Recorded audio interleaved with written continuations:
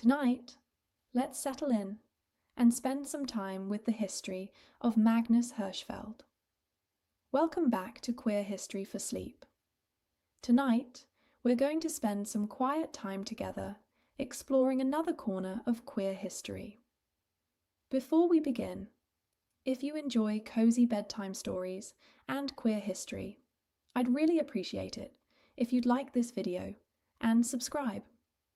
And if you enjoy tonight's story, I'll be back next time with another episode in this series. Every episode on this channel is carefully researched, and you'll find the full source list for tonight's episode in the description below. Now get comfortable, and let's begin. Picture a small town on the Baltic coast. Not one of the famous ones. Not the ports that appear in history books for their wars or their trade. This is a quieter place, a gentler one. Kolberg in Pomerania, which today we would call Kołobrzeg in Poland. In 1868, the year Magnus Hirschfeld was born there, it was part of the Kingdom of Prussia, and it had the particular atmosphere of a provincial town that has grown up beside the sea. The wide grey light off the water, the salt smell in the streets, the sense of a place where the world comes in, on ships, but where daily life proceeds at its own unhurried pace.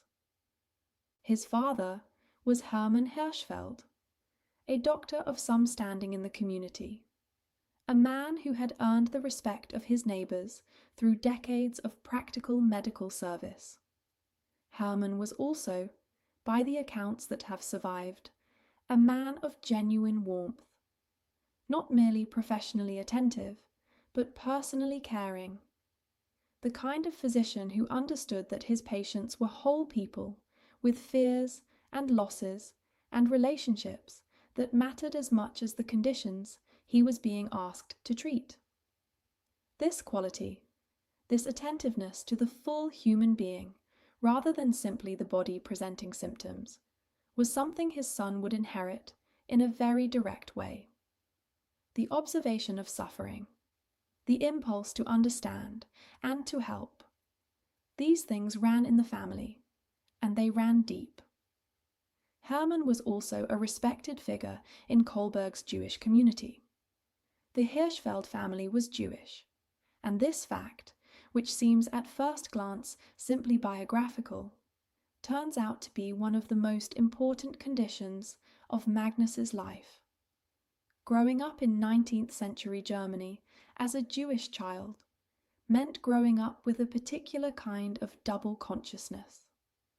Aware always, in some way, that you were part of a community that the surrounding society regarded with a mixture of tolerance and suspicion, that your belonging to the larger world was conditional in ways that other people's belonging was not, that certain doors might always be somewhat harder to open than they appeared.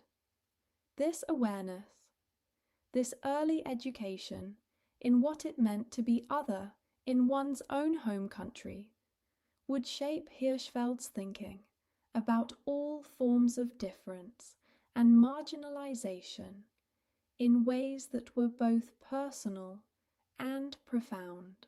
Kolberg in the 1870s was a town where a child could grow up with a sense of physical freedom that would be hard to find in a city.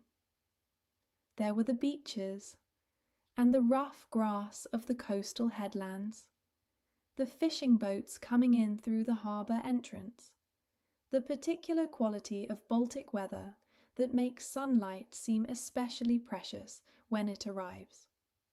Magnus was one of 7 children, and the household must have had the particular energy of a large family with a professionally busy father. Meals that required full attendance, evenings of conversation, the kind of childhood in which you are rarely alone, but in which you learn, if you have any interior life at all, to maintain a private self within the crowded social world of the family. His early education gave him the Latin and Greek and classical German literature that constituted the foundation of a serious education in that era.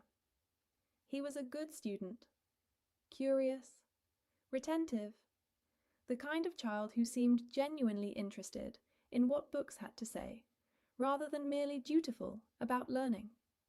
He would later describe his childhood as happy, and there is no particular reason to doubt this, though happiness in memory is always somewhat simplified, always missing the ordinary difficulties and confusions that make up actual lived experience. What seems clear is that he grew up in a household where education was valued, where the practice of medicine was understood as a moral as well as a professional calling, and where he absorbed from his father a model of what a doctor might be, someone whose authority came not from distance but from genuine engagement.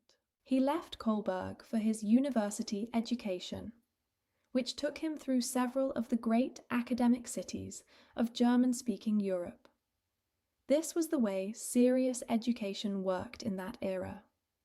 You moved from university to university, spending a semester or a year in each place, studying under different professors, being shaped by different intellectual cultures and different cities. He studied in Breslau, in Strasbourg, in Munich, in Berlin, in Heidelberg.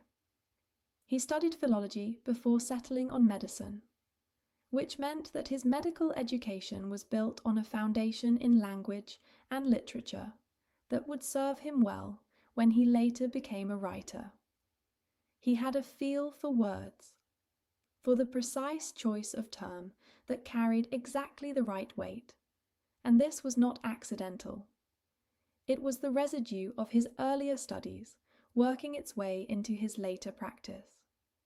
He graduated as a doctor of medicine in 1892 from the University of Strasbourg, and the subsequent years brought the ordinary beginning of a medical career. Practical training, clinical experience, the slow accumulation of professional knowledge that turns a medical degree into actual competence. He worked in different settings, getting a sense of the range of human illness and suffering that a practicing physician encounters. He was in his mid-20s, recently qualified, still figuring out what kind of doctor he wanted to be and where he wanted to practice. But there was already, in the background of his professional formation, a question that was growing louder and more insistent. It was a personal question before it became a professional one, or perhaps it was both at once. They are hard to separate in his case.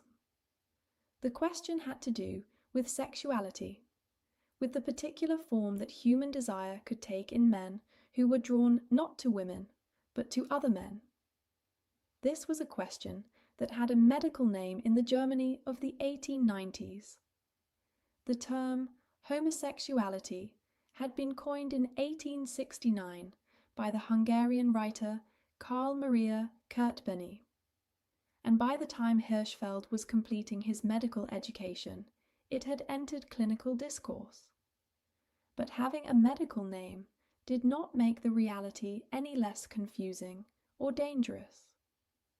The law that governed the German Empire contained within it a provision that would come to define much of Hirschfeld's professional life.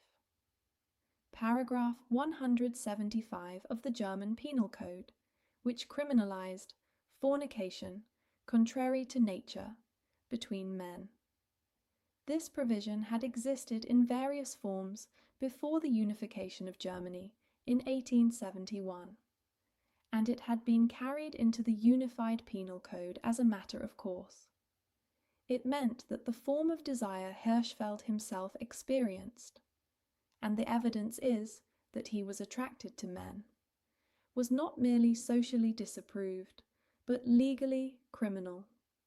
Think about what this meant in practice for a young Jewish doctor in the 1890s, trying to build a professional life in a society that was becoming increasingly confident in its national identity and increasingly suspicious of anything that seemed to threaten the social order. He was already marginal in one way, Jewish, in a Christian country, always subject to the particular form of suspicion and condescension that German Jews experienced during this period. Now he was also, in his interior life, a man whose desires violated the law of the state. The combination was not comfortable. It was, in fact, a recipe for a kind of ongoing low-level anxiety that must have been exhausting to maintain. He spent some time in the early part of his career in America, working briefly as a physician in Chicago and New York. This was the 1890s, when the great German-speaking immigration to America was still continuing, and both cities had large German Jewish communities that would have felt somewhat familiar to him. He observed American life with the particular interest of someone who comes from elsewhere and sees the familiar patterns of social organization arranged in unfamiliar ways. He was interested in everything: languages, cultures, the way different societies organized the relationship between individuals and communities, the way different legal systems created different possibilities for human life. The travels of this period were part of his education, in a way that his formal schooling had not been. He returned to Germany and eventually settled in Charlottenburg, at that time a separate municipality from Berlin, but in practice one of its wealthy western suburbs, full of elegant apartment buildings and tree-lined streets, and the particular prosperity of the fin de siècle German bourgeoisie. He set up a general medical practice and began to see patients. And in his medical practice, he began to encounter the thing that would define his professional life. Men who came to him suffering not from any identifiable physical illness, but from the psychological distress of living with desires that the law criminalized and that society condemned. The late 19th century was a period when a new kind of medical thinking about sexuality was beginning to develop, largely in the German-speaking world. Richard von Krafft-Ebing had published his Psychopathia Sexualis in 1886, a massive clinical compendium of sexual variation that treated homosexuality as a pathology, a deviance from normal sexual development, but that also approached it as something to be studied and understood rather than simply condemned. Before Krafft-Ebing, the official medical view of same-sex desire was largely that it was a moral failing, a vice chosen by the depraved.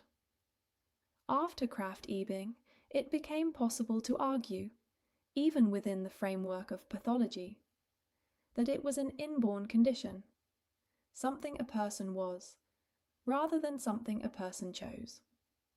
This distinction between a vice and a condition, between a choice and a nature, was the intellectual terrain on which Hirschfeld would spend his entire professional life. It mattered enormously, because the argument for decriminalization depended on it.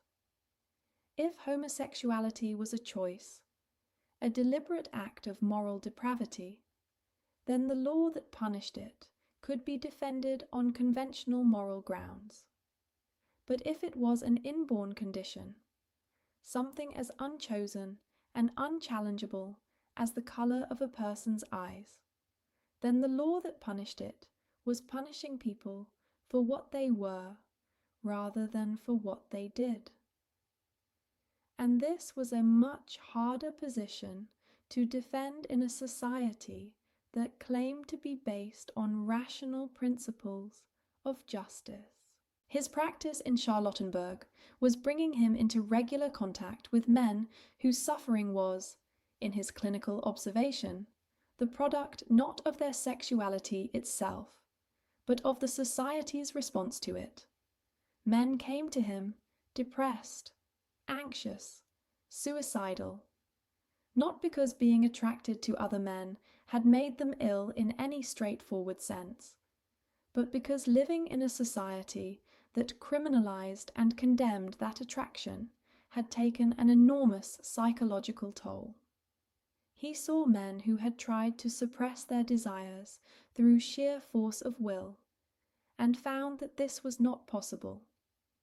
Men who had married women in the hope that they could perform their way into a different kind of sexuality, and found that this was not possible either. Men who had been arrested or threatened with arrest, and who lived under a permanent shadow of legal danger. Men who had lost their positions, their families, their reputations, because what they were had become known. He was not merely observing this suffering from a clinical distance. He was, in some fundamental way, one of these people. The doctor and the patient shared something essential, and this shared condition gave Hirschfeld's professional work a moral urgency that purely academic research does not usually carry. He was not studying an abstract problem. He was trying to understand, and then to change, the conditions that were causing suffering to people he recognized as his own. The event that precipitated his public commitment was, by all accounts, deeply affecting. A young officer came to Hirschfeld in the days before his planned marriage, deeply distressed, unable to resolve the conflict between the life he was about to begin and the desires he had never been able to extinguish. Shortly before his wedding day, he took his own life.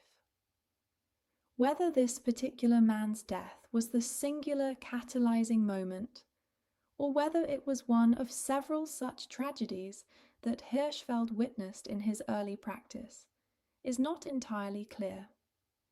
But the research is consistent in describing this event as transformative, as the point at which Hirschfeld's personal and professional life came together into a single purpose. He could not undo what had happened, but he could try to change the world that had made it possible.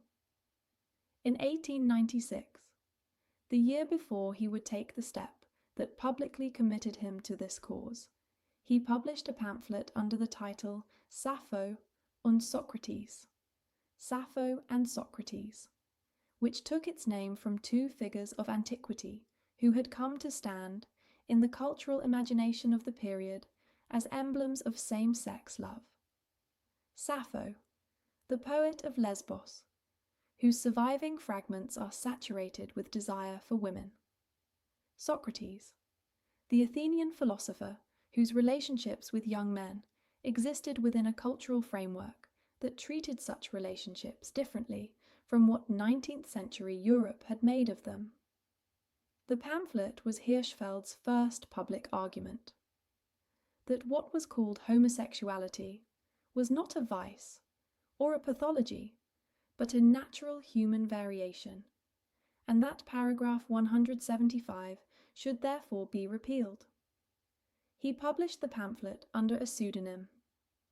He was not yet ready to attach his real name to this position, but the act of publishing it at all was a commitment, a line crossed, a decision made that could not entirely be unmade. The following year, 1897, he took the step that would shape the rest of his life. Together with a small group of allies, including the publisher Max Spohr and the lawyer Eduard Oberg, he founded the Wissenschaftlich Humanitär Komitee, which translates as the Scientific Humanitarian Committee. It was, as far as historians have been able to determine, the world's first organization formed specifically to advocate for the rights of gay people and to work toward the repeal of the laws that criminalized them. In 1897, in the German Empire, with paragraph 175 on the books and the Kaiser on the throne, this was an act of considerable courage. The name they gave their organization tells you a great deal about how they understood their project. Scientific, humanitarian. These were not the terms of a political movement, not the language of rights or freedom as we might now use them. They were the terms of a particular kind of late 19th century progressivism that believed in the application of rational inquiry, science, to the problems of human suffering, and that derived its moral framework from the humanitarian tradition of concern for those who suffered unnecessarily. The argument was being made on the grounds that the dominant culture claimed to respect reason and compassion, not rebellion, but appeal, not revolution, but persuasion. The committee's primary activity in its early years was the collection of signatures for a petition to the Reichstag, the German Imperial Parliament, calling for the repeal of paragraph 175. This petition effort would go on for decades, gathering tens of thousands of signatures from scientists, physicians, writers, and public figures. The signatures included some of the most distinguished names in German cultural and intellectual life. August Bebel, the socialist politician, Karl Kautsky, Martin Buber, Rainer Maria Rilke. Leo Tolstoy lent his name from Russia. Albert Einstein would later sign. The petition was presented to the Reichstag multiple times over the following decades, and each time it was declined or simply set aside. But the act of gathering these signatures, of persuading people of intellectual and moral standing to attach their names to this cause, was itself a form of public argument. It said, reasonable people disagree with this law. Distinguished people disagree with this law. This is not a fringe position. Hirschfeld moved to Berlin proper in the early years of the new century, taking up residence and practice in the great city that was becoming the dominant center of German cultural and intellectual life. Berlin, in the first decade of the 20th century, was a city in the process of becoming itself. Still raw in some ways, still carrying the slightly provisional quality of a recently anointed imperial capital, but already possessed of the energy and density and productive chaos that would make it, in the 1920s, one of the most extraordinary cities in the world. It was not yet the Berlin of the Weimar Republic, with its cabarets and its avant-garde art and its visible queer subculture. But the seeds of all of that were already present in the fertile soil of a city where an enormous and constantly growing population was living in close quarters and generating the particular creative friction that cities at their best produce. For gay men in Berlin at this time, the city offered something that smaller places could not. Enough density and enough anonymity to allow a social world to exist beneath the surface of official life. There were certain bars, certain parks, certain streets, where men who were attracted to other men could find each other, could socialize, could conduct the ordinary business of human companionship and connection that the law forbade them to conduct openly. This underground world was precarious and subject to police harassment, and the men who inhabited it lived with a constant awareness of legal danger. But it existed, and Hirschfeld knew it, not just as a researcher, but as a participant in the world he was also studying. His medical practice was now centered specifically on the emerging field he called sexology, the scientific study of human sexuality in all its forms. He had become convinced that the key to changing the legal and social situation of gay people was scientific understanding. If he could demonstrate, through careful empirical research, that same-sex attraction was an inborn biological variation rather than a pathological deviance or a moral choice, then the entire framework of condemnation and criminalization would have to be reconsidered. Science, in his view, was not merely a tool for accumulating knowledge. It was a tool for justice. His research methods were unusual for the era.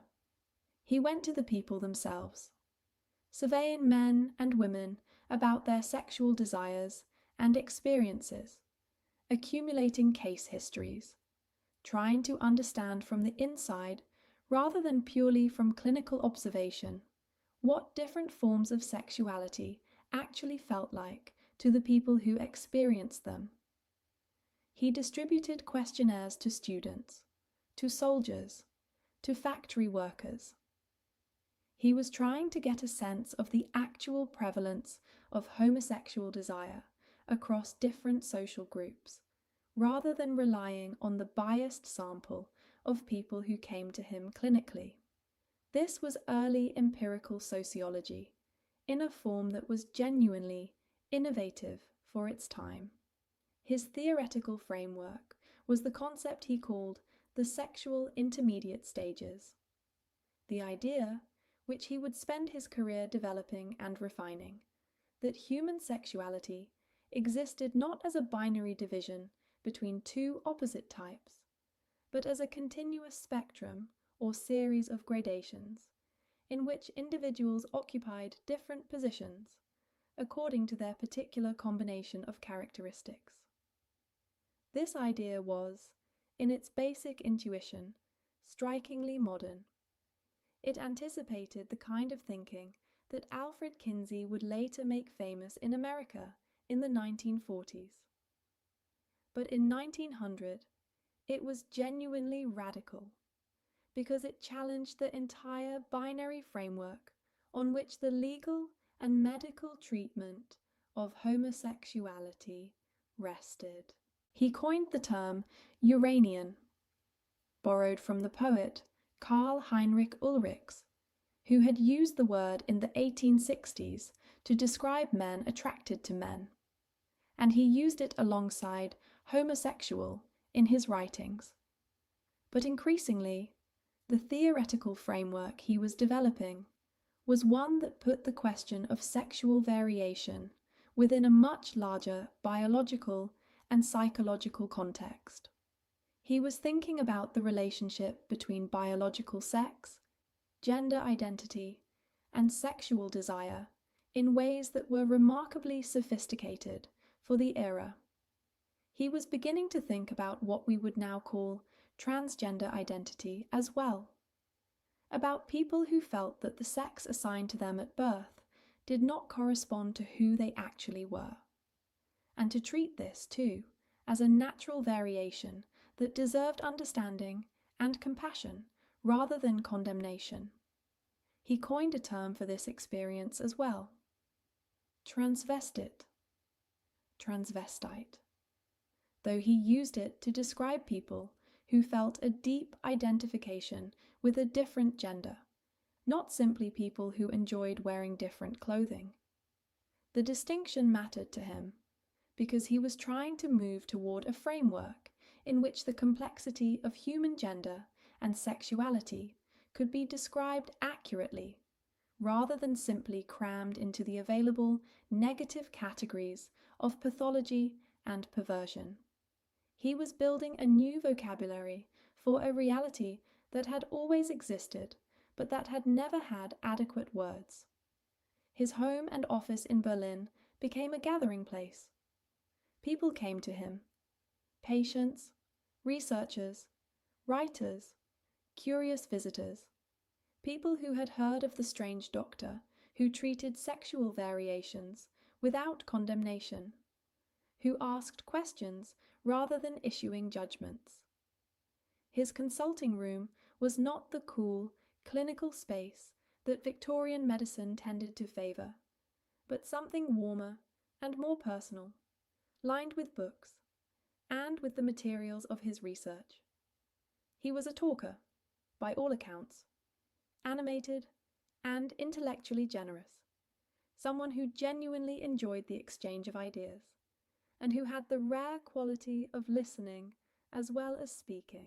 The decade before the First World War was a period of steady, if sometimes frustrating, work.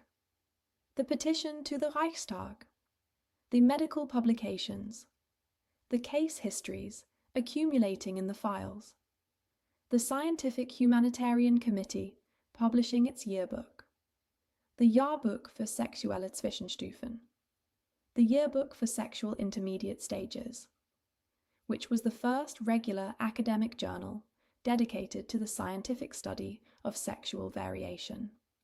Year after year, the research grew, the network of correspondence expanded, the case for the humanity and the naturalness of homosexual desire was being built up piece by piece into something that could not easily be dismissed. There were setbacks, and they were sometimes severe.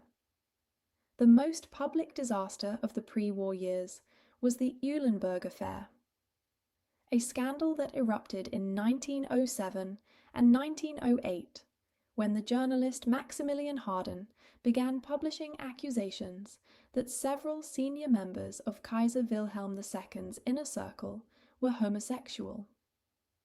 The resulting chain of trials and public accusations was one of the great scandals of Wilhelmina Germany, exposing the hypocrisy of a society that publicly condemned homosexuality while tolerating it among the powerful as long as it remained discreet.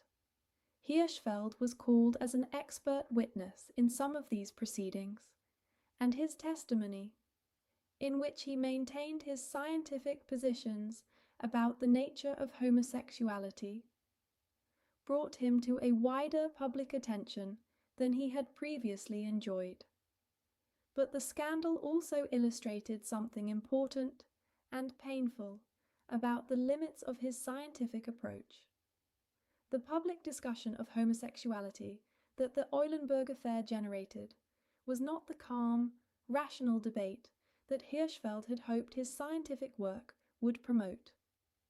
It was a lurid media circus, full of innuendo and accusation and the gleeful exposure of private lives, and the result was not greater tolerance for gay people, but a heightened climate of suspicion and anxiety.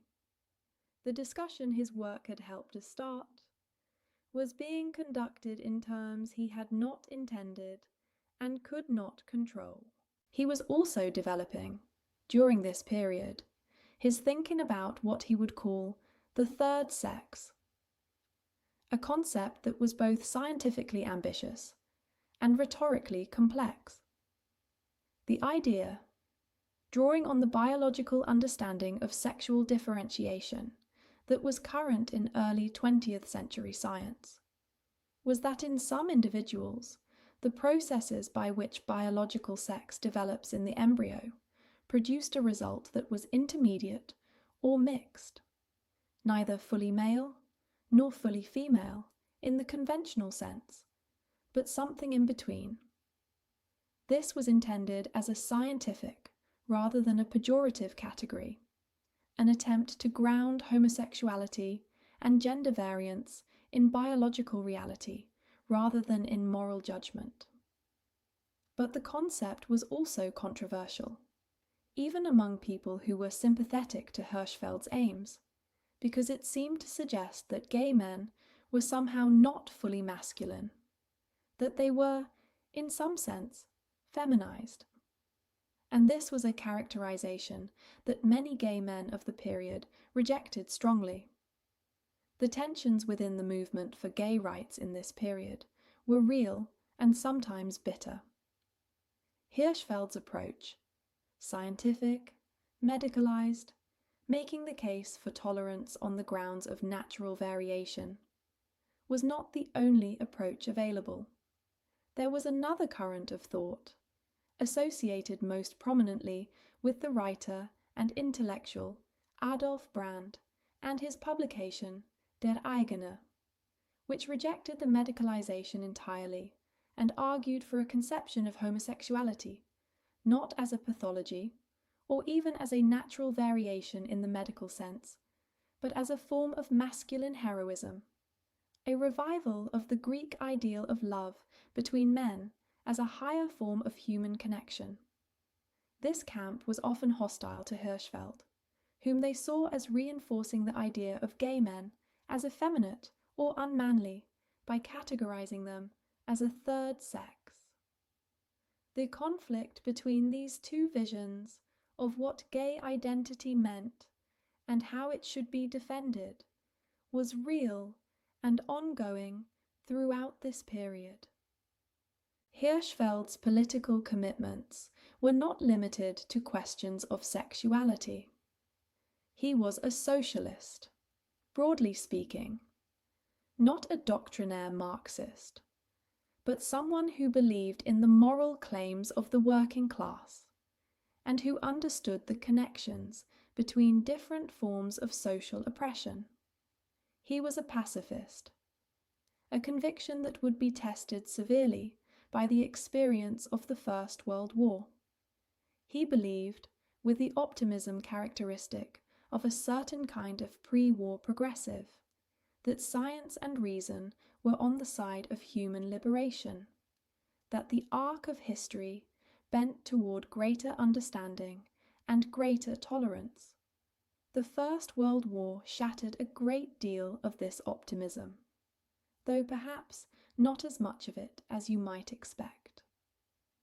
Hirschfeld spent the war years continuing his research and his advocacy work as best he could under wartime conditions, and the war itself provided him with material for research of a different kind. He was interested in the sexuality of soldiers, in what the experience of prolonged male companionship and the absence of women did to sexual desire, in the evidence that wartime provided about the range and variability of human sexual feeling. He collected data. He wrote. He continued to see patients and to build the case that he was constructing. The end of the war in 1918 and the revolution that accompanied it, the Kaiser's abdication, the proclamation of the Republic, the chaotic and violent transition from the imperial order to the Weimar Republic. These events changed everything about the world Hirschfeld was working in. The new Germany was a democratic republic, at least in principle, with a constitution that was among the most progressive in the world at the time of its drafting. The atmosphere of the first years of the Republic was one of enormous cultural energy and creative possibility, even in the midst of severe economic and political crisis. Berlin, in particular, became something quite extraordinary. The Berlin of the 1920s, the Berlin of the Weimar Republic, is one of the great scenes of cultural explosion in modern European history. It was a city that seemed, in those years, to be simultaneously falling apart and becoming something new, generating ideas and art and music and literature and forms of social life with an energy that fed on crisis rather than being diminished by it. The cabarets were operating. The expressionist painters were working. Bertolt Brecht was developing his theatre. Marlene Dietrich was becoming herself. And for queer people, the Weimar years in Berlin represented something that had not previously existed in German history. A degree of public visibility and public life that came as close to tolerance as any modern society had yet managed. There were gay bars and lesbian bars, some of them relatively open and known quantities, in their neighbourhoods, places where people could gather and socialise, with at least the expectation that they would be left in peace. There were magazines, modest publications aimed at gay and lesbian readers, advertising meeting places and carrying personal columns and articles about the questions that the community cared about. There were social clubs and sports clubs and political organisations. There were balls and dances and cultural events. The whole apparatus of a social community was beginning to assemble itself in the relatively freer air of the Republic. Paragraph 175 had not been repealed. This was a persistent disappointment and a genuine injustice. The Democratic Republic had retained the imperial law, and men who were attracted to men were still technically criminals. But the enforcement of the law had become considerably less vigorous in the more permissive atmosphere of the Republic, particularly in Berlin, and the police in many districts adopted an informal policy of leaving people alone as long as they were not being publicly disruptive. This was not tolerance in any principled sense. It was simply a practical accommodation that could be withdrawn at any moment. But it was enough to allow a visible community to exist. It was in this context that Hirschfeld's greatest achievement took shape. In 1919, just as the Republic was being born, he opened the Institute for Sexual Wissenschaft, the Institute for Sexual Science, at a grand villa at In den Zelten, 10 in the Tiergarten district of Berlin. The address itself was significant. The Tiergarten, the great park that runs through the centre of the city, was a well-known gathering place for gay men, a space where the anonymity of a park after dark allowed certain things to happen that could not happen in more visible settings. And the villa that Hirschfeld occupied was a substantial and elegant building, the kind of space that communicated seriousness and permanence. This was not a makeshift operation, but an institution, something that aspired to the permanence of the established medical and scientific institutions it was working alongside. The institute was genuinely unprecedented. There had been individual researchers working on questions of sexuality. There had been organizations advocating for law reform. But there had never been anything quite like this.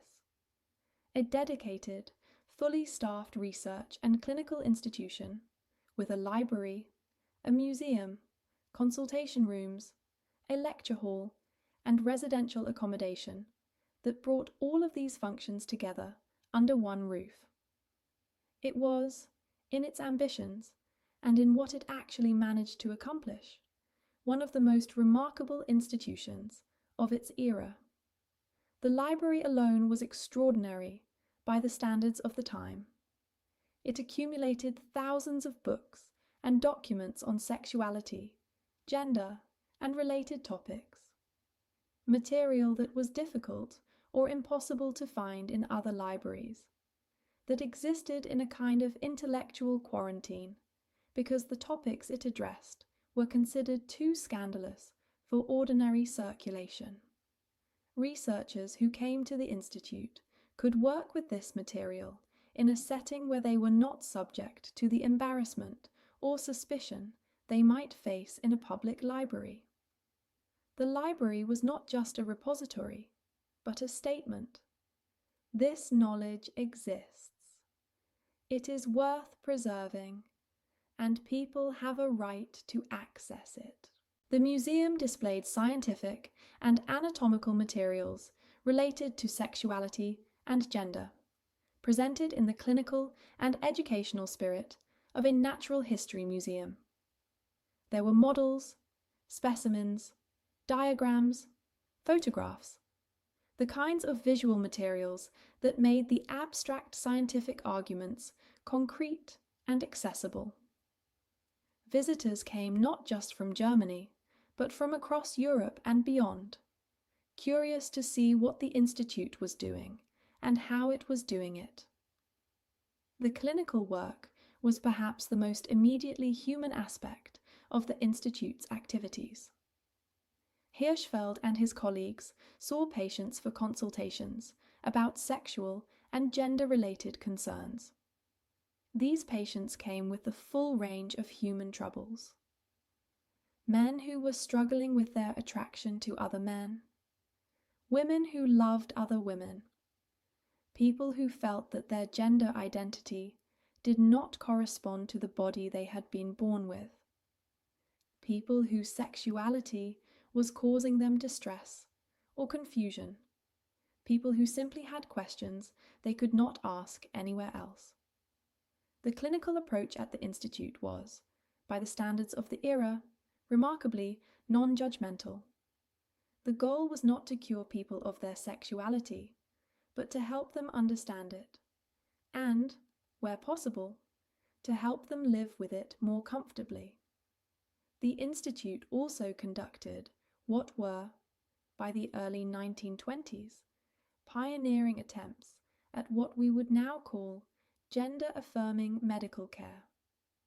Hirschfeld had been thinking for years about the people he called transvestiten, people who felt a deep and unalterable identification with a gender different from the one they had been assigned at birth.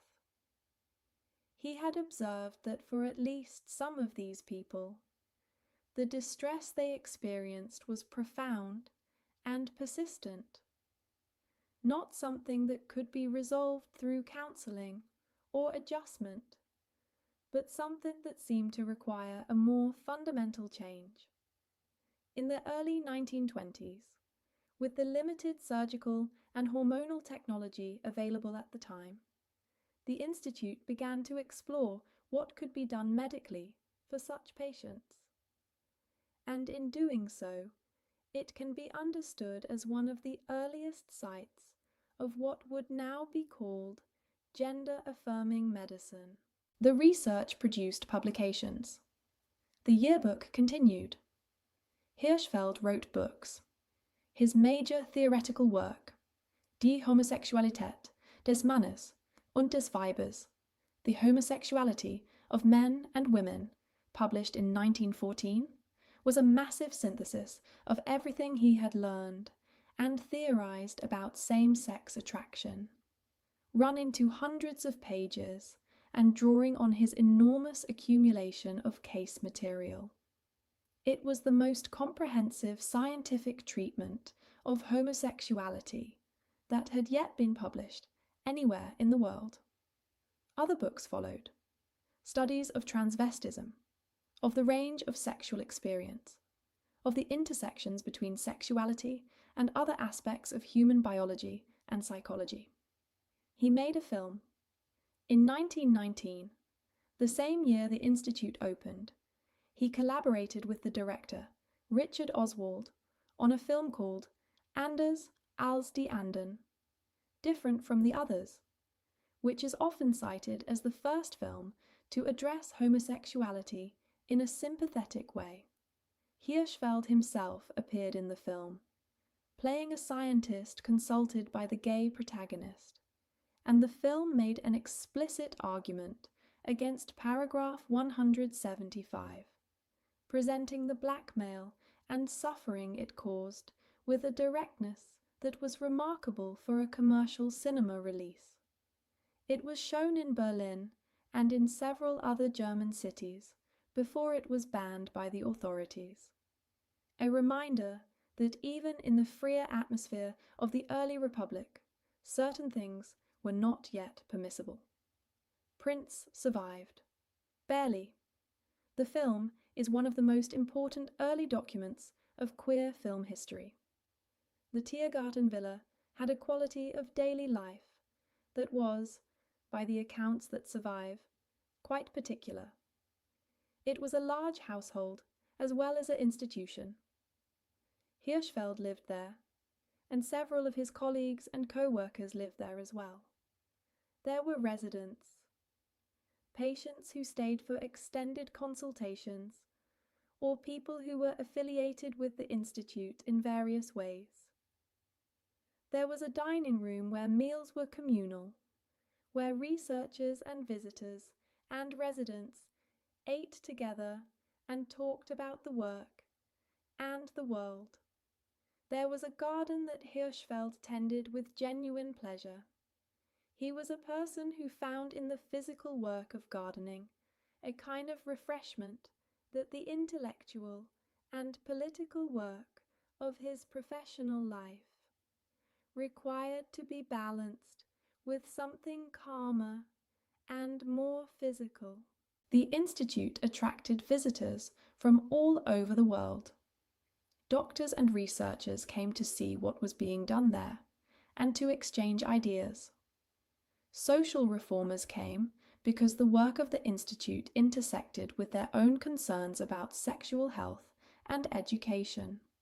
Writers and artists came because Berlin in the 1920s was a place where the people doing unusual and interesting things all tended to find each other.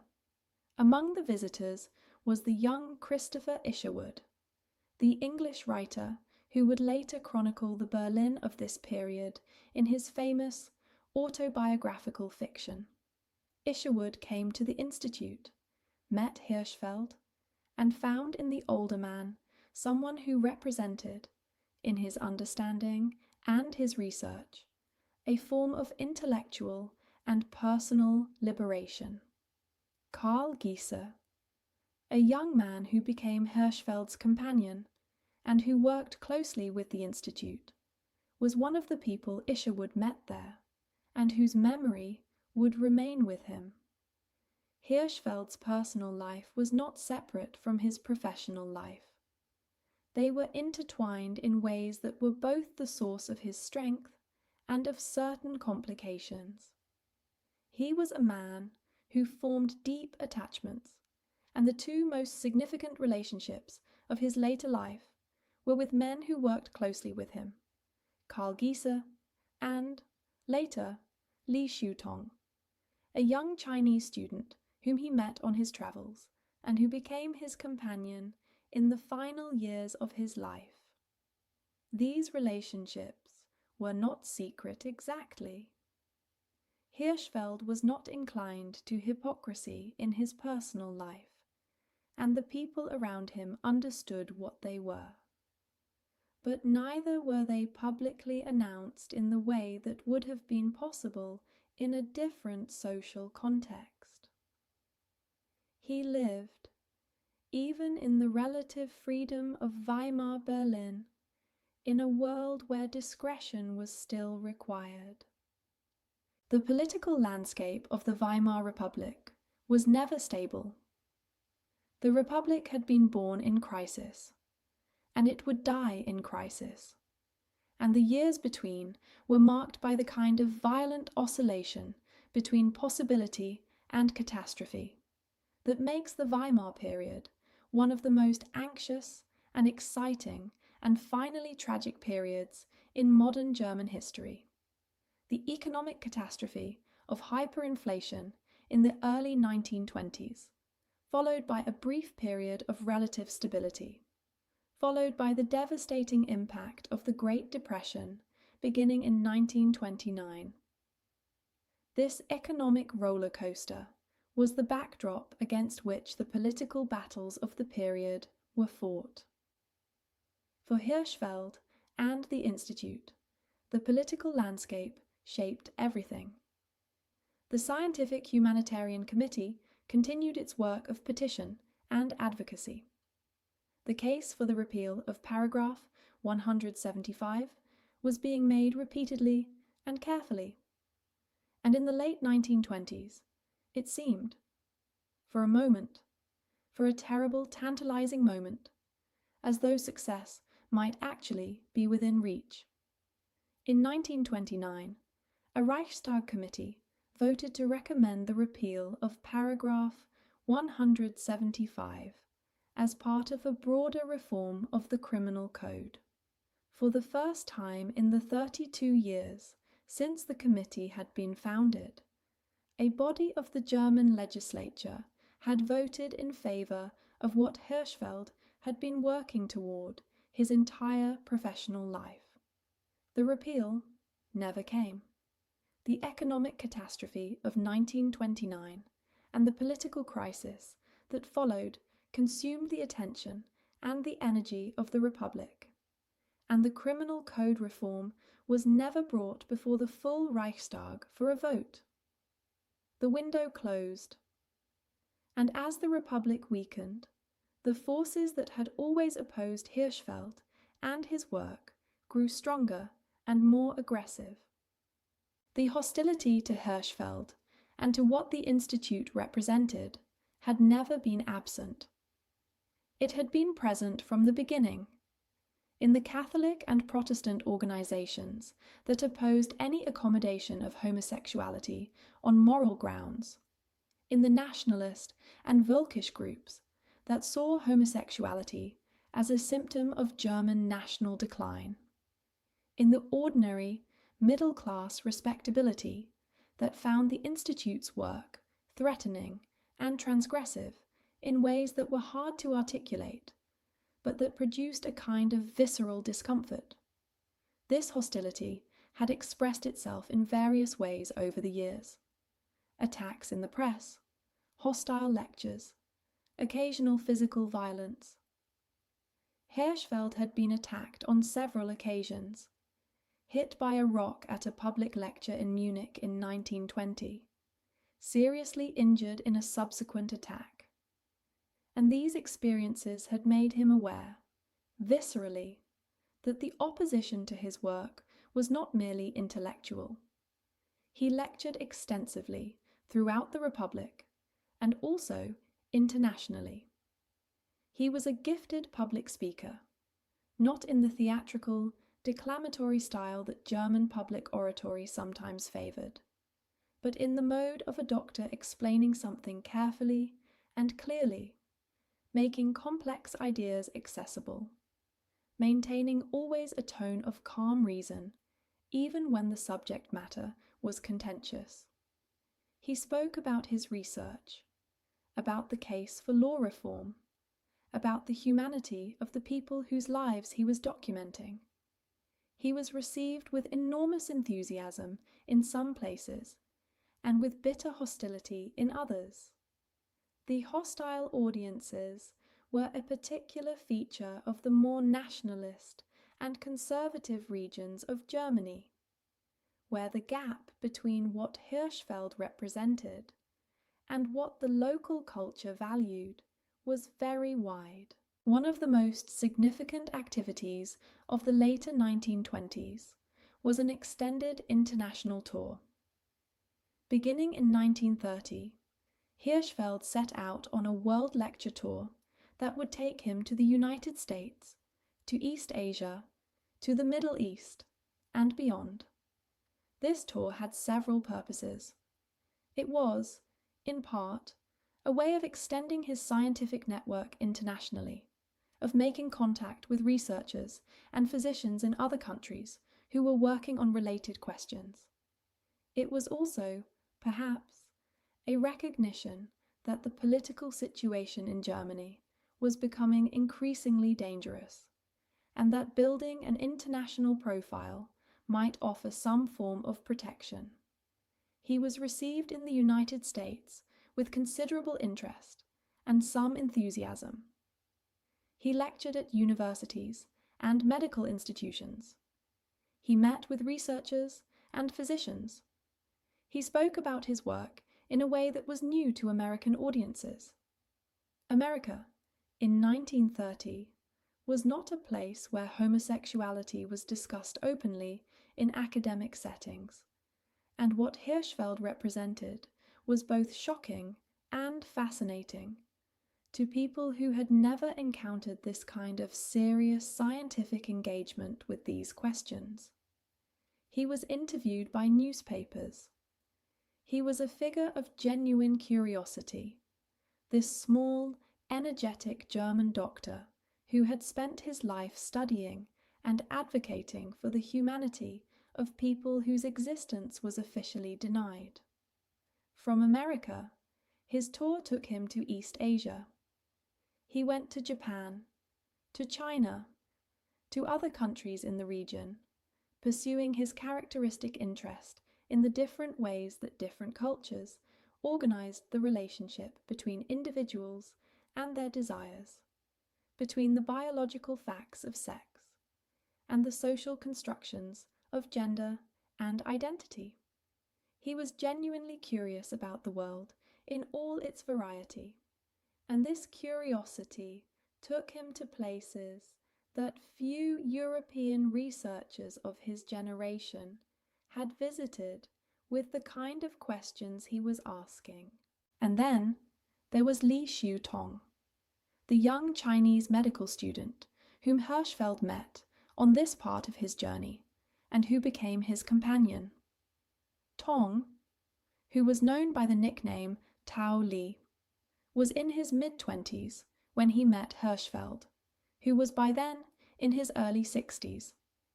The relationship that developed between them was, by any account, a genuine one, not merely an episode, but a lasting connection that would accompany Hirschfeld through the final years of his life. Tong travelled with him, worked with him, provided the kind of practical and emotional support that the older man needed increasingly, as age and the accumulating stresses of his professional life took their toll. The world tour stretched on. Hirschfeld travelled to the Middle East, to Egypt, to Palestine, and then continued to Europe, arriving in Switzerland in 1932.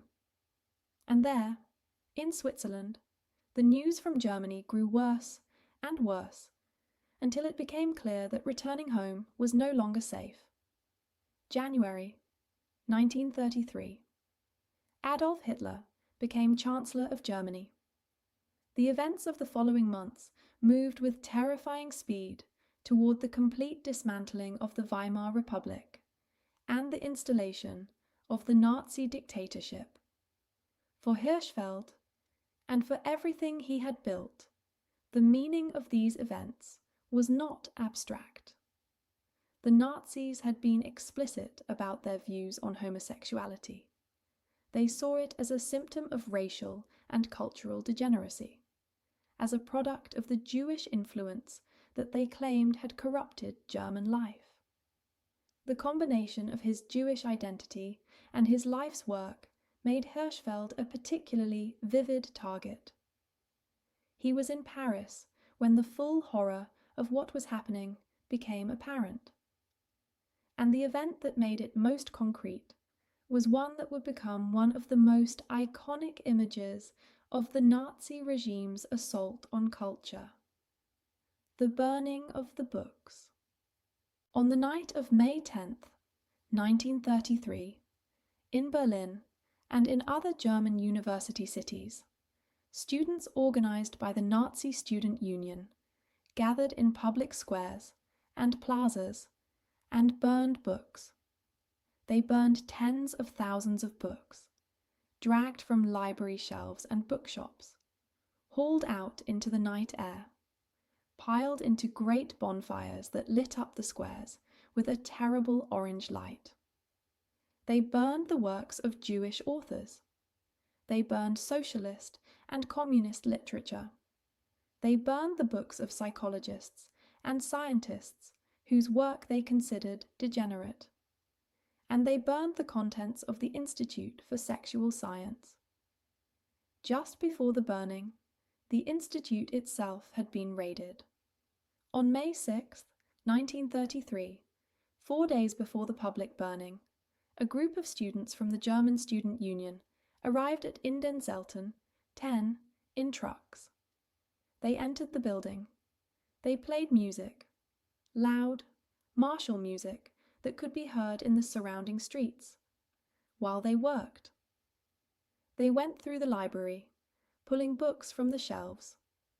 They went through the archives, taking documents and research materials. They went through the museum, removing specimens and artifacts. They loaded all of it into the trucks. 4 days later, they burned it in the square in front of the Berlin Opera House. The newsreel footage of that night, which survived and which has been shown many times in the decades since, shows the piled books blazing in the square while uniformed young men watch. The Nazi propaganda minister Joseph Goebbels spoke to the crowd. The specific footage shows the crowd watching the fire, but those present have described a kind of exhilaration, a sense of purpose, in the event. The destruction was being performed as a celebration. This is one of the most disturbing things about the images. The happiness, if that is the word, of the people causing the destruction. Among the things that burned that night were decades of irreplaceable research. The case files, the correspondence, the library that had been accumulated over years of careful collecting, the unique materials that existed nowhere else in the world, the life's work of a generation of researchers, the records that might have helped, in the years to come, the understanding of human sexuality that the Institute had devoted itself to advancing. It was destruction in the most thorough sense, not merely the ending of an institution, but the attempt to erase the knowledge it had produced. Hirschfeld was in Paris when this happened. By the time of the raid, he already knew that he could not return to Germany, that his name was on lists, that his safety could not be guaranteed, that everything he had built was in danger. And now he watched, from exile, as the danger became complete destruction. The German writer Erich Kästner was present at the book burning and later described it. He watched from the crowd, recognizing books he knew, watching them burn.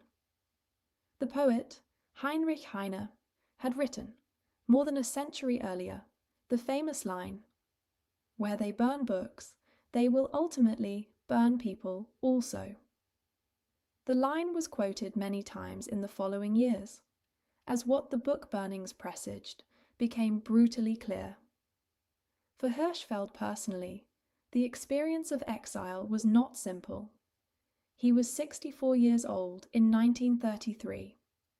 He had spent his entire adult life in Germany, building the institute, building the networks, building the case for reform that he had dedicated himself to. The German language was his language. His writing, his speaking, his thinking were all in German, and exile meant working in a context where none of this came naturally. He was not a young man starting over. He was an old man whose life's work had been destroyed. He went first to Paris, which had a large community of German émigrés, and which provided at least the intellectual and cultural life that he needed to continue working. He gave lectures. He worked on new writing. He maintained contact with the network of colleagues and correspondents that remained, scattered across the countries that had not yet fallen to fascism. Karl Giese, his longtime companion, was in exile as well, struggling more than Hirschfeld in some ways with the loss of everything they had built. Tao Li was with Hirschfeld, providing the personal support that the older man depended on. He had been making plans before the destruction to establish a new institute, a successor to the Berlin Institute that would carry on the work in a different country, beyond the reach of the Nazi regime. Paris was one possibility. He visited France and met with French colleagues and supporters. He thought about where such an institution might be established, what form it might take, how the work could be continued. But the energy required for such a project was immense, and Hirschfeld was aging and had been through enormous stress. The lectures in Paris attracted audiences, but the resonance was not quite the same as it had been in Germany. He was working in French, or through interpreters, in a cultural context that was his, but not quite his home. And the political situation in Europe was continuing to deteriorate. The shadow of fascism was not confined to Germany. It was spreading across the continent, and the places of refuge were becoming fewer. He moved from Paris to Nice, in the south of France, where the climate was gentler and where a community of German émigrés had gathered. Nice in the early 1930s had a quality of suspended animation for the émigrés who ended up there. People who had come intending to stay for a short time and found themselves unable to leave. People who were waiting for something that was taking too long to happen. People who were building a life in the margins of a country that was not theirs while watching from a distance, as the country that was theirs was destroyed. He continued to work. He was writing what he intended as a synthesis of his life's thought, a book about what he called World Journey of a Sexologist, but also a more theoretical work that tried to articulate the comprehensive framework he had been building for 40 years. He was reflecting on the trajectory of his life, on what had been accomplished and what had not, on the relationship between science and justice, between understanding and change. He had been ill. The stresses of the preceding years had taken a physical toll, and there were heart problems that the doctors in Nice were managing. He was, in the quiet language that people in their 60s who have lived hard professional lives develop, beginning to understand that the time was finite. On May 14th, 1935, on his 67th birthday, Magnus Hirschfeld died of a stroke in Nice. He was buried there, in the Jewish section of the Courcade Cemetery, far from the Berlin where his work had lived and been destroyed. Tao Li was with him at the end. Karl Gieser, who had survived into the later years of exile, died by his own hand in 1938 in Czechoslovakia, after the Nazi annexation made it clear that there was nowhere left to go. His story, like the stories of so many people whose lives were entangled with the Institute and with the particular world it had represented, ended in tragedy that was not private, but political, the consequence not of individual misfortune, but of organized, deliberate, totalitarian persecution. The fate of the people who had found in the Institute something that protected them, or that at least made visible to them the possibility of protection, was often brutal in the years that followed. The Nazi persecution of gay men was systematic and severe. Paragraph 175 was not merely retained by the Nazi regime, but significantly strengthened in 1935, with the expansion of the definition of the prohibited acts to make prosecution easier, and the imposition of harsher penalties. Tens of thousands of men were convicted under the strengthened paragraph during the Nazi period.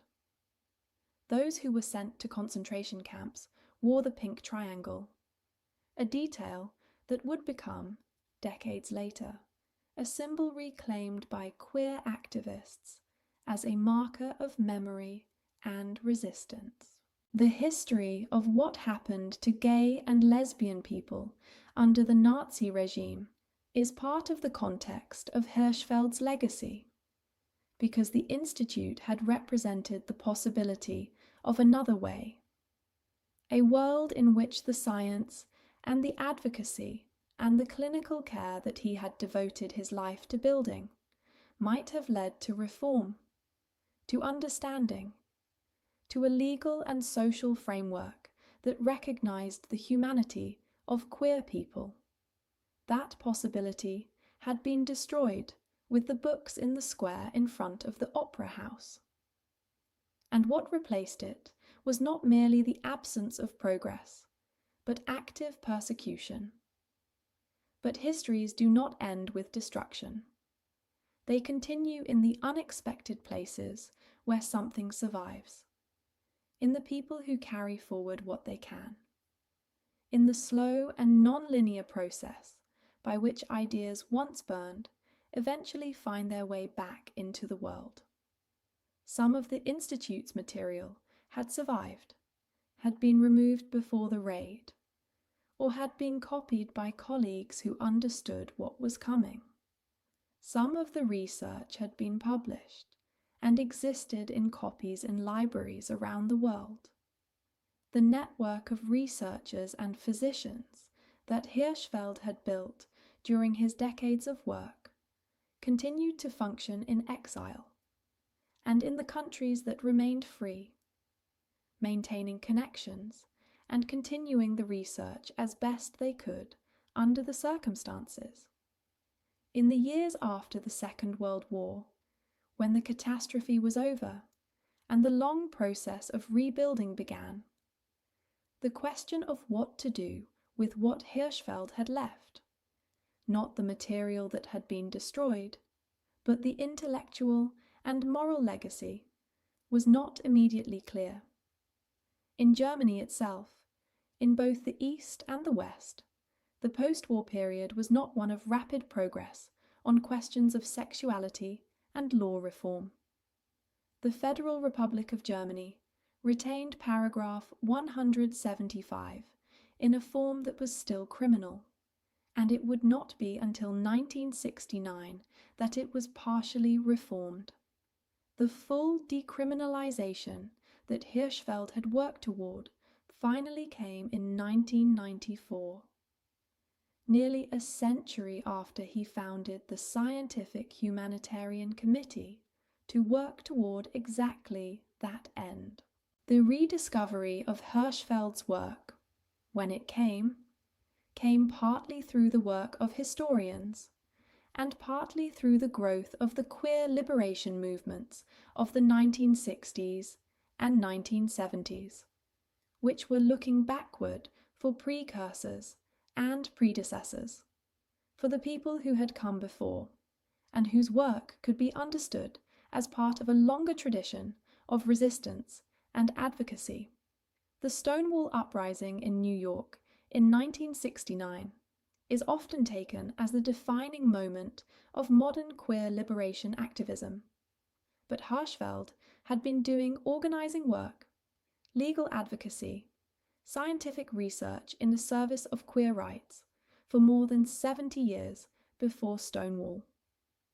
The movements of the late 20th century were, in a real sense, continuing work that he had begun.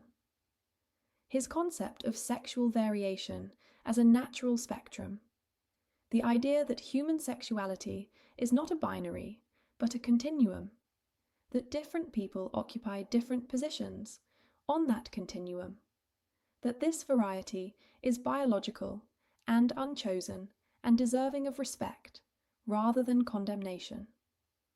This idea, which he had spent his career trying to establish on scientific grounds, became the intellectual foundation of the approach to sexuality that eventually prevailed in mainstream medicine and psychology. When the American Psychiatric Association removed homosexuality from its list of mental disorders in 1973, this was a step that Hirschfeld had been arguing for, in different language, but with the same logic, since the 1890s. His work on what he called transvestism and what we would now recognize as gender dysphoria or gender identity more broadly was equally significant, though the recognition of this part of his legacy took longer. The Institute for Sexual Science had pioneered clinical approaches to what is now called gender-affirming care, approaches that were destroyed along with everything else in 1933. The field had to be rebuilt, slowly and imperfectly, in the decades that followed. But the intellectual framework that Hirschfeld had established, the understanding that gender identity is a real and important dimension of human experience, that some people's deepest sense of who they are does not correspond to the sex they were assigned at birth, that this is a natural variation deserving of medical support rather than a pathology to be cured.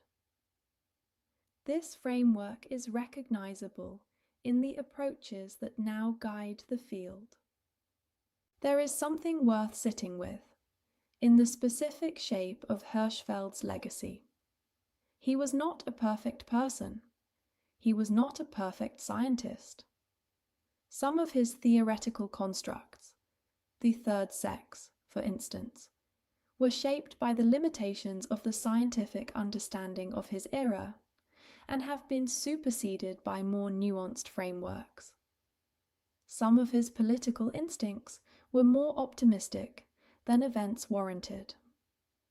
Some of the specific claims he made about the biological basis of homosexuality have been complicated by subsequent research.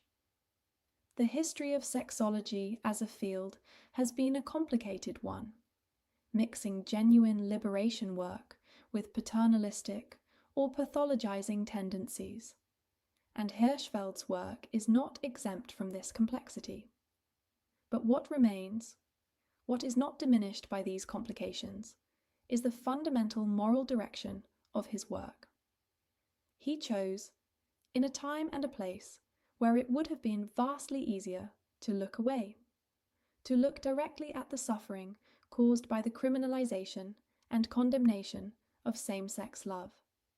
He chose to bring to that suffering the tools he had available, the tools of science, of research, of clinical practice, of legal advocacy, of publicity and persuasion, and to spend his entire professional life applying those tools to the project of change. He chose to be visible, to attach his name to positions that made him a target, to stand in public squares and lecture halls, and say clearly what he believed, even when rocks were thrown and careers were threatened, and ultimately when everything was destroyed. The specific word he used for the work of the Scientific Humanitarian Committee was per scientiam ad justitiam, through science to justice. It was the motto on the committee's letterhead, the phrase that summarized the project: science and justice together, each in service of the other, each incomplete without the other. The knowledge accumulated in the library that burned was not merely academic knowledge. It was knowledge in service of a moral claim, knowledge intended to change the world. He understood something that was, for his time, genuinely radical. That the people whose suffering he was documenting were not a category of social deviants, but were fully human. That their love was real and worthy of respect. That the law that criminalized them was unjust because it punished people for what they were, rather than for what they had chosen. This seems, from the vantage of a century later, like an obvious truth. But obvious truths are not always easy to say, and saying them clearly and consistently for 4 decades in the face of legal threat and physical violence and political opposition, and ultimately totalitarian destruction. This required a form of courage that should not be passed over quickly. The Institute for Sexual Science stood at Indenzelten, 10, in Berlin's Tiergarten district, until May 1933. The building itself survived the Nazi period and the war, though it was damaged and changed in the subsequent decades. The villa was eventually demolished in 1950, and the address today is part of a different urban landscape. But there is a memorial plaque, and in recent decades there has been a sustained effort to restore something of what the Institute was and what it represented. A place that can carry the memory of what was done there and what was taken from the world when it was destroyed. The effort to rebuild, in some form, the work of the Institute has taken different forms in different places. The German academic community has engaged seriously with Hirschfeld's legacy in the decades since reunification. There is an institution in Hamburg named for him, the Magnus Hirschfeld Foundation, that works on issues of sexual diversity and human rights in a spirit consciously connected to the tradition he established. There are archives, university courses, conferences. The name that was erased along with the books in 1933 has been restored to the record. In the broader history of queer rights, Hirschfeld's place is increasingly recognized as foundational.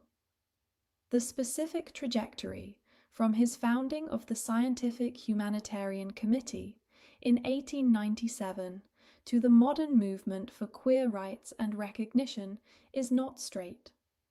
It runs through the catastrophe of the Nazi period, through the decades when his work was unknown or forgotten or suppressed, through the slow, uneven, contested process of recovery. But the connection is real.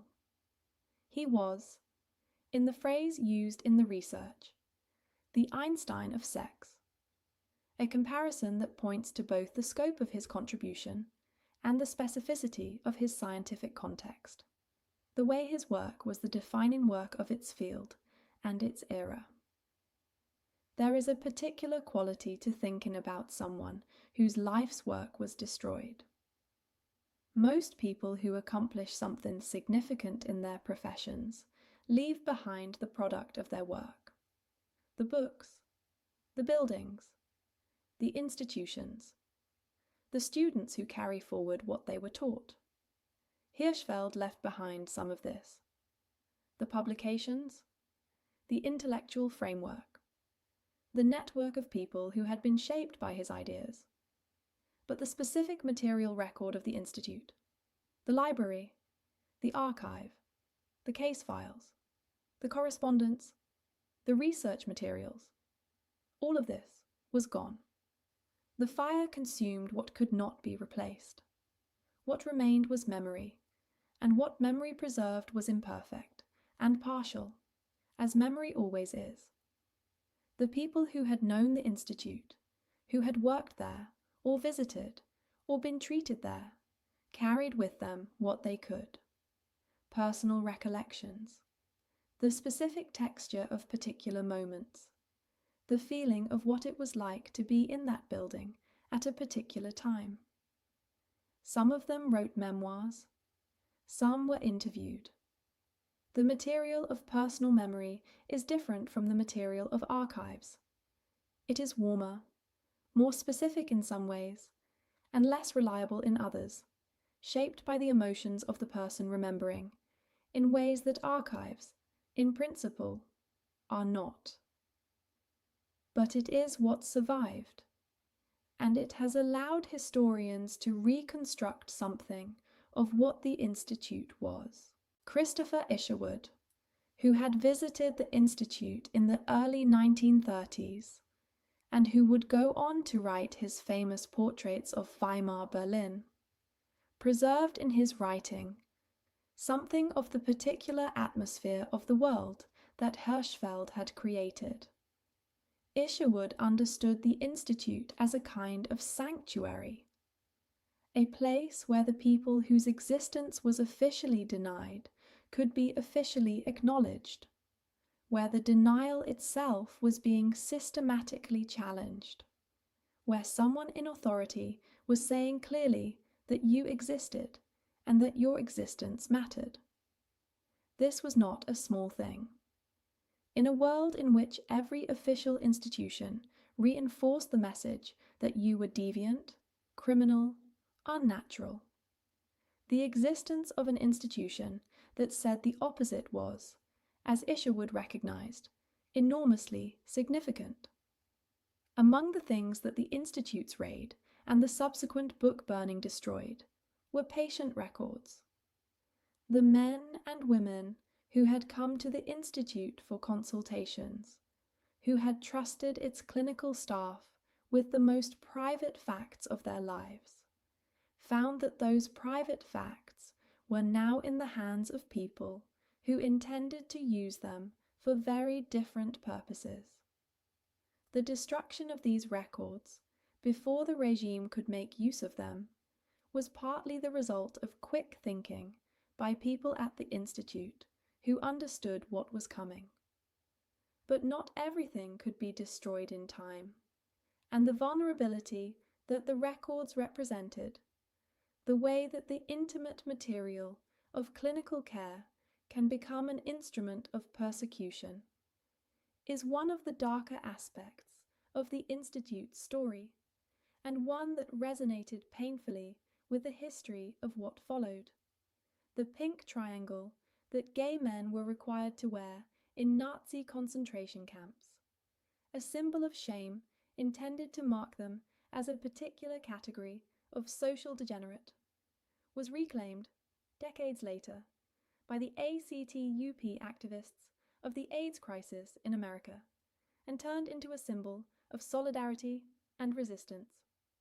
Silence equals death, the slogan read, and the pink triangle was inverted from its concentration camp orientation and made into something else, a reminder of the past and a declaration about the present. The history runs in a direct line from the concentration camps to the ACTUP offices, and the history runs through Hirschfeld, through the Institute, through the fire in the square in front of the Opera House. There is something to be said about the relationship between Hirschfeld's Jewish identity and his professional commitment, not in a reductive way, as if his Jewishness simply determined his politics, but in the fuller sense of how his experience of one form of social marginalization shaped his understanding of another.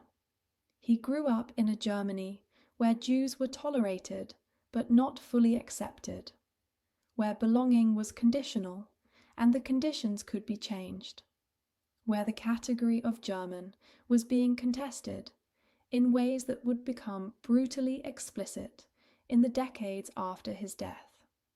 He knew, from that experience, what it felt like to be regarded as other in your own country, to know that the full citizenship you in principle possessed was in practice incomplete, that there were doors that required more effort to open, that your presence in certain spaces carried an asterisk.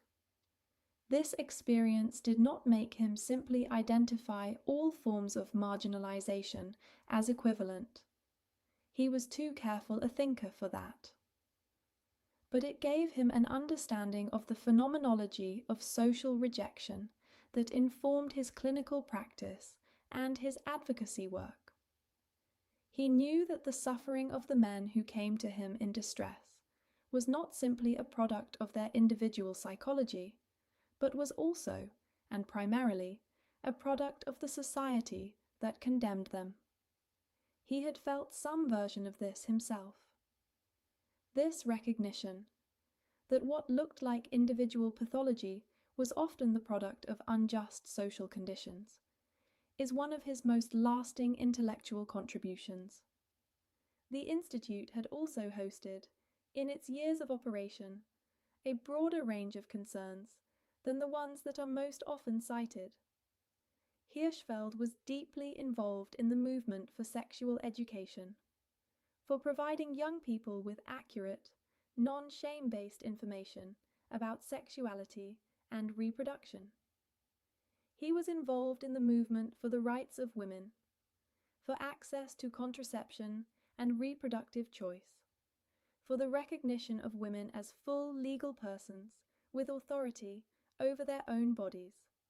He was interested in the intersections between sexual exploitation and poverty, in the way that economic vulnerability exposed people, and particularly women, to forms of sexual coercion that they could not escape. He thought about all of these issues as connected, as different expressions of the same underlying failure to recognize the full humanity and the full autonomy of individuals whose sexuality or gender or economic position place them outside the mainstream of social respect. The Institute for Sexual Wissenschaft was destroyed in May 1933. Hirschfeld died in exile in May 1935. The German state that destroyed his institute went on to kill millions of people: Jewish people, gay men, political opponents, disabled people, Roma, Sinti, and all the others that the regime defined as enemies of the racial order it was trying to impose. The scale of what followed the book, Burning Dwarfs, everything that preceded it, in a way that is almost impossible to hold in the mind. And yet the smaller story, the story of one person's life and work, and the particular thing that was destroyed in 1933, has its own weight, its own importance. Not because it is more significant than the larger catastrophe, but because it is part of it, and because the specific shape of what was lost matters. What the Nazis burned in the square was not just books. It was knowledge. It was the accumulated understanding of human sexuality that had been built up over decades of research. It was clinical records that represented trust, the trust of patients who had come for help. It was a framework for understanding human difference that was more humane than what had preceded it, and that, had it been allowed to develop, might have changed things. Not quickly, not without difficulty, but in a direction that was toward understanding, rather than away from it. What does it mean to know that this was possible? That in 1929, a Reichstag committee voted to recommend repeal of paragraph 175, that the work of 40 years had gotten that close to legislative success, and then everything collapsed. It means that history is not inevitable, that the things that seem like permanent features of the world are in fact the products of specific conditions that can be changed, for better or for worse. It means that the work of changing them matters, even when the outcome is not guaranteed, even when the work is destroyed and has to be started over. Hirschfeld started his life's work in 1897, in a different Germany, in a different world. He worked at it for 36 years, until the regime that destroyed it came to power.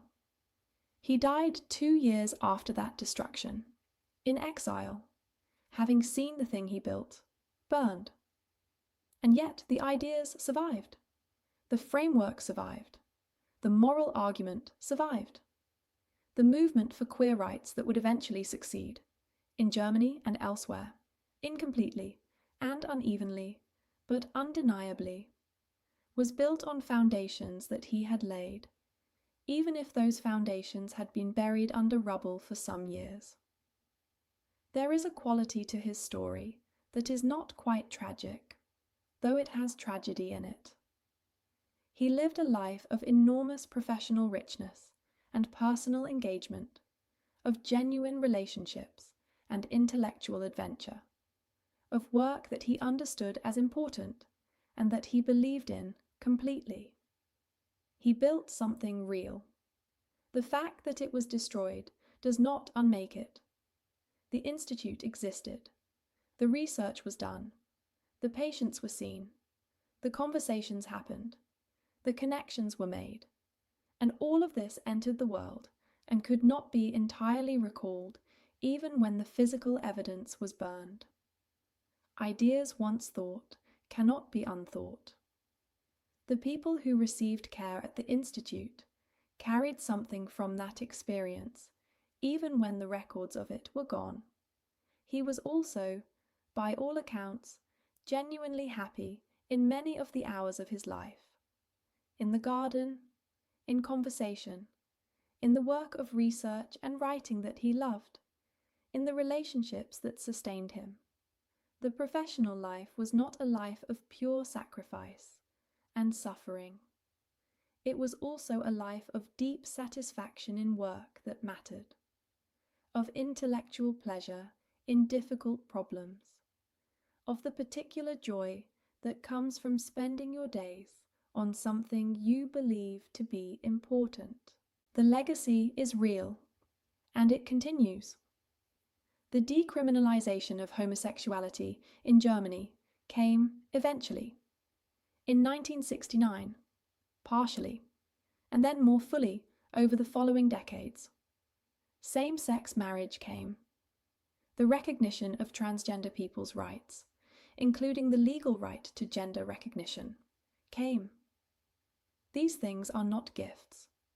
They are the products of advocacy and argument and political work, of people who did the exhausting, incremental work of changing laws and changing minds. But they are also the products of the intellectual framework that Hirschfeld helped to establish. The framework that said, human sexuality is varied, and that variation is natural. That the people who experience it in non-normative forms are fully human and fully deserving of legal protection and social respect. In 2011, the German Bundestag passed a resolution honoring Hirschfeld and acknowledging the wrong done to gay men under paragraph 175. The resolution came 114 years after he founded the Scientific Humanitarian Committee. In 2019, the German Parliament passed legislation providing financial compensation to men who had been convicted under paragraph 175 in the post-war Federal Republic, acknowledging, at last, that those convictions had been unjust. In 2022, a new Magnus Hirschfeld National Foundation was established in Berlin with the explicit mission of continuing the work he had begun: research, education, advocacy for the dignity and rights of people whose sexuality or gender identity places them outside the mainstream. The address, in Den Zelten 10, does not exist in its original form. The villa is gone, replaced in the urban transformations of the post-war decades. But there is a plaque, and there are people who walk by it and think about what happened there. About the library that was assembled, book by book, over years of careful collecting. About the patients who came through the door with their troubles and their trust. About the researchers who worked in those rooms. About the evening of May 6th, 1933, when trucks pulled up, and young men in uniforms carried it all away. Magnus Hirschfeld, born in Kolberg, on the Baltic coast of Pomerania, on May 14th, 1868, died in Nice, on his 67th birthday, May 14th, 1935. Doctor, researcher, advocate, writer, organizer, gardener.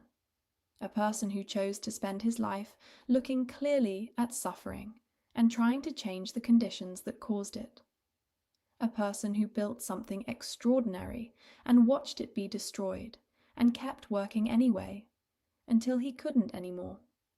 His motto was per scientiam ad justitiam, through science to justice. It is a good motto for a life. It is a good motto for any life that tries to make the world more honest about what it contains, and more just in how it treats the people who live in it.